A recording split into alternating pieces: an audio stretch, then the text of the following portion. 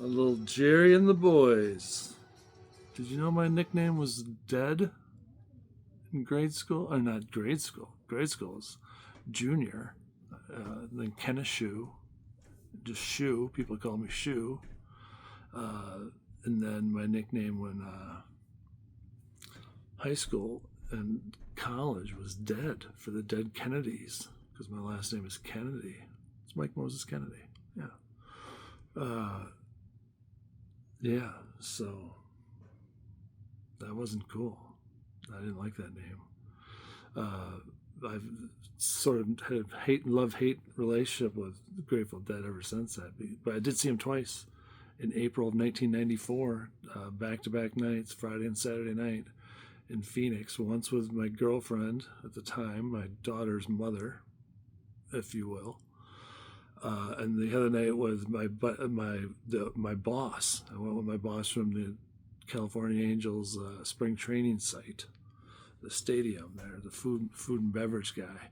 He was my boss because I was selling beer that year.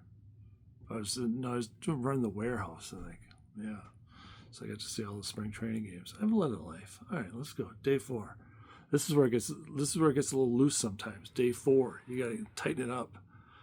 Still no booze since December 20th. I'm on day 20th, and today's what day is today? 17th. I'm so blind. I don't think these glasses don't help. All right, let's go. Day 4. Consistency beats insanity, and this is insanity. Let's go. Consistent. Let's go. There's a popular myth that real change requires dramatic action, that if you're not pushing yourself to exhaustion, you're not trying hard enough. Brother, do I feel that. This belief leads people into cycles of intensity followed by burnout. They go all in, burn out, quit, and then start over again, repeating the same pattern under a different name. Yeah, right? That's insanity. Consistency is quieter, less exciting, less dramatic, and infinitely more effective. Consistency means doing reasonable things repeatedly even when they don't feel inspiring. It means choosing progress over emotional spikes. It means understanding that success is built through accumulation, not adrenaline. Yeah, you want a lot of stuff. Insanity looks like overhauling your life on Monday and abandoning it by Friday. Consistency, that does sound like insanity. Consistency looks like showing up at a manageable level every day. One is fueled by emotion, the other is fueled by commitment.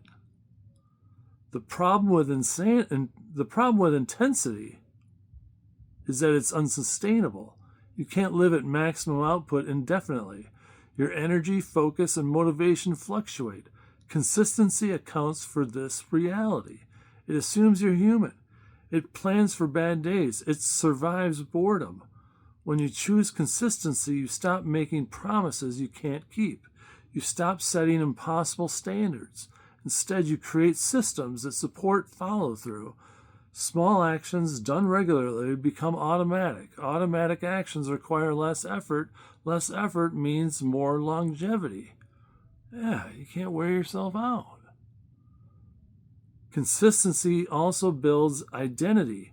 Every time you show up, even imperfectly, you reinforce who you are becoming. You're no longer someone who tries, you're someone who does.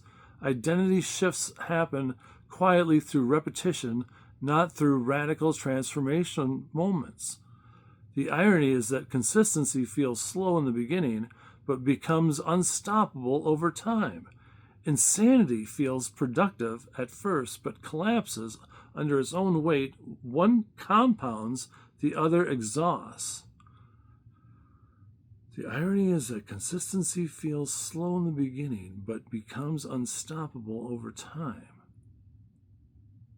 Insanity feels productive at first, but collapses under its own weight. One compounds, the other exhausts. If you want results that last, stop asking how much you can do today. Start asking what you can repeat tomorrow and the next day and the day after that. And then there's a 4-minute challenge. Your action for today. Identify one area of your life where you've been operating in extremes. Overworking, overthinking, overcommitting, and overcorrecting. I hear you. Scale that effort down to the smallest version you could do daily without resistance. Example, 10 minutes instead of 2 hours. 1 page instead of a chapter. 1 call instead of 10. Then write the sentence, I choose consistency over intensity.